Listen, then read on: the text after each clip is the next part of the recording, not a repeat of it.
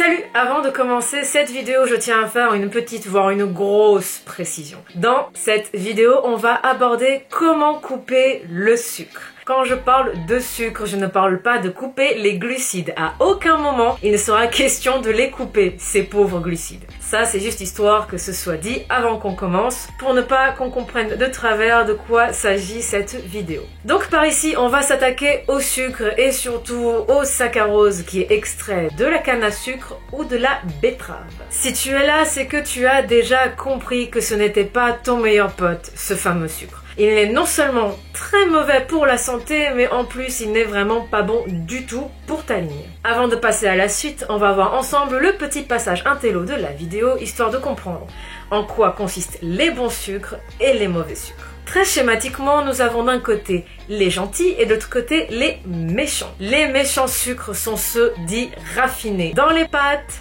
dans le pain blanc, dans les viennoiseries, dans les sucreries, dans les plats tout fait, il est vraiment partout. Super vite assimilé, riche en calories dites vides, il n'a pas vraiment d'intérêt du point de vue nutritionnel. Ce ne sera vraiment pas le meilleur carburant pour ton corps et en plus, ce sont des sucres qui s'épuisent super vite. Donc quand on les mange, on a très vite faim. Vraiment, ils n'ont aucun intérêt du point de vue nutritionnel, juste éventuellement peut-être, comme tu l'auras compris, du point de vue gustatif. Et en plus, ils sont facteurs de maladies telles que les maladies cardiovasculaires, l'hypertension et l'accumulation de graisse. Donc vraiment pas le top. De l'autre côté, on a les sucres dits gentils, c'est-à-dire les sucres complexes. Ils sont présents dans les fruits, dans les légumes et dans les céréales dites réellement complètes. Et non, le pain de mie complet n'est pas du tout complet, on peut même dire qu'il est sucré à la mort. Donc déjà ça, yep.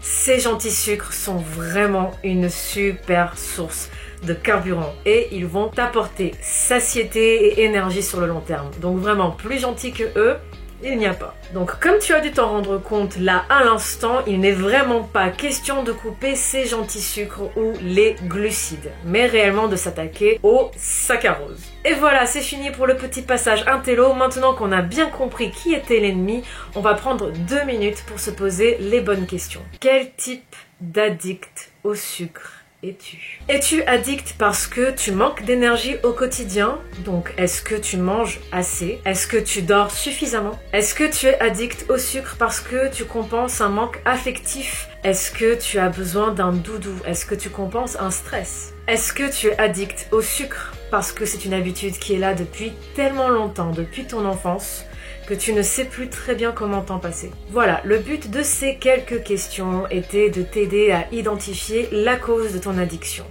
Parce que traiter les conséquences et s'attaquer aux habitudes sans comprendre en amont pourquoi on a ce petit problème avec le sucre, eh bien ça ne t'aidera pas réellement. Donc je t'invite réellement à te poser ces quelques questions, à identifier réellement la source de ton problème. Parce que très souvent, on pense que tout se passe sur le plan physique et en fait, ça se passe surtout là-dedans. Et maintenant, on va passer aux 3 fameuses étapes pour s'attaquer au sucre. J'en vois 3 plutôt simples. Non, je n'ai pas dit facile. Tu vas voir, elles sont assez simples quand on y pense et mine de rien super logiques, mais souvent il y a un gouffre entre ce qui est logique et la pratique. Étape numéro 1, on va commencer par utiliser des substituts de sucre. Alors non, ce n'est pas le top et en plus, il faut bien faire attention à ne pas s'enfoncer dedans et à garder cette habitude. Donc utiliser des substituts pour commencer à se déshabituer progressivement du goût du sucre. Étape numéro 2, on va réduire progressivement sa consommation de sucre avant de passer à l'étape numéro 3 où on va couper net. Alors le piège dans ces 3 étapes, c'est de rester bloqué à l'une d'entre elles, enfin particulièrement à l'étape numéro 1 et numéro 2.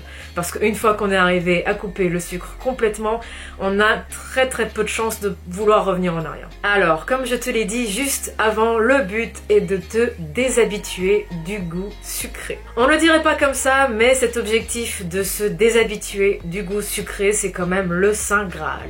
Pourquoi? Quand on mange plein de produits industriels, quand on mange plein de sucre tout le temps, eh bien nos papilles gustatives, elles sont complètement saturées par ce sucre. Du coup, en coupant ça au maximum, on va redécouvrir des plaisirs gustatifs. On va normalement redécouvrir le plaisir de manger des fruits. On va percevoir le sucre d'une façon différente et prendre un plaisir différent à son alimentation. Tu connais peut-être dans ton entourage une personne, comme moi par exemple, qui a coupé complètement le sucre dans son café. Eh bien, si tu me mets un cube de sucre, même un demi-cube de sucre, même ne serait-ce qu'un tout petit peu de sucre dans un café, je le sens tout de suite et c'est franchement dégueu. Eh bien, c'est ça ton objectif, de prendre plaisir au sucre uniquement lors de tes repas, en dehors des clous ou lorsque tu l'as choisi et de ne plus être complètement dépendante de quelque chose qui au final est nocif pour toi. Maintenant, place au plan de bataille. Mission numéro 1. Éviter comme la peste les mauvais sucres dans ton alimentation quotidienne. Mission numéro 2. Cuisiner au quotidien et fuir l'alimentation industrielle, fuir les plats tout préparés, fuir toutes ces petites choses qui sont tellement plus faciles mais tellement moins bonnes pour ta santé et pour ta ligne aussi. Mission numéro 3.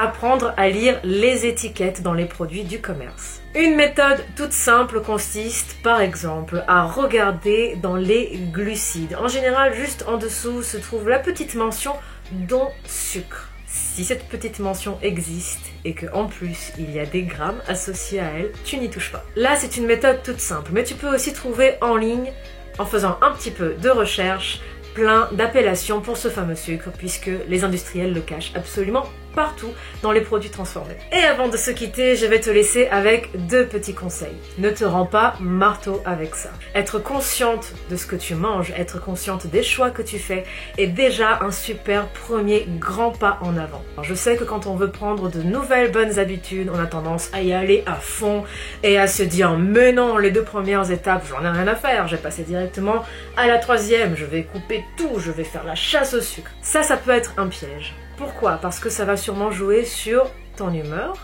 Ton corps va te rappeler que tu en as besoin de ce fameux sucre. Non pas parce que tu en as réellement besoin, mais parce que tu es addict. Donc, y aller doucement, vraiment pas à pas, sans se prendre trop la tête. Et rester raisonnable sur les sucrants comme le miel, le sirop d'érable et les fameux sirops zéro qui sont super à la mode en ce moment. Il ne s'agit pas de remplacer un problème par un autre. Ensuite, quand tu vas remanger du sucre, et oui, cela va arriver. Avec le retour du sucre dans ton système, tu risques de te sentir mal. Tu risques de faire ce que j'appelle moi un coma glucidique, c'est-à-dire que tu as tellement plein de sucre dans ton sang que tu te sens mal, tout simplement. Et en plus, dans les jours qui suivent, ce sera plus difficile de résister à ce fameux sucre. Tu auras redonné une dose à ton corps lors de ton écart, ton repas plaisir ou ton cheat meal, appelle ça comme tu veux.